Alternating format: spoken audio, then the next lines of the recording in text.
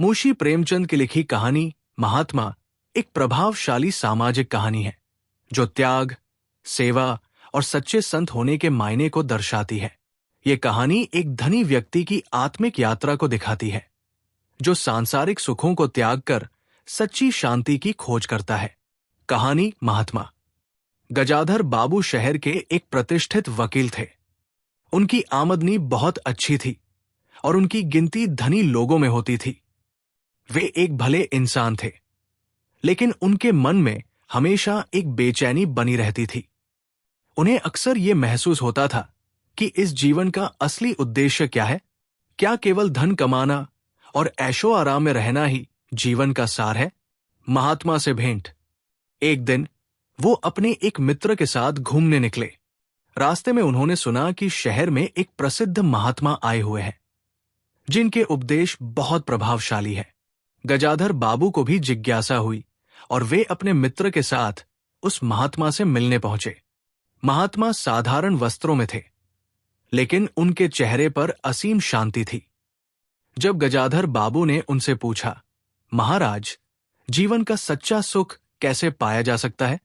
महात्मा मुस्कुराए और बोले, बेटा, सच्चा सुख दूसरों की सेवा में है। जब तक तुम अपने सुख और धन की चिंता करते रहोगे, तब तक तुम वास्तविक शांति प्राप्त नहीं कर सकते। जीवन में बदलाव। महात्मा की बातें गजाधर बाबू के मन में गहरी उतर गई।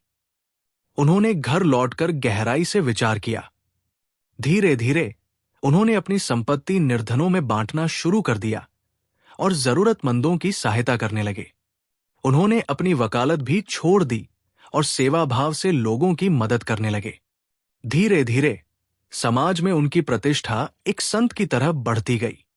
लोग उन्हें महात्मा कहकर पुकारने लगे।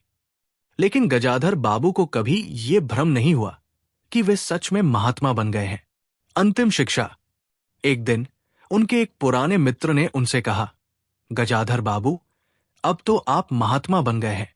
गजाधर बाबू मुस्कुराए और बोले, नहीं मित्र, महात्मा बनना इतना आसान नहीं है।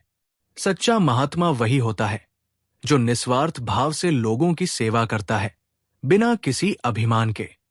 मैं तो अभी सीख ही रहा हूं। कहानी की सीख।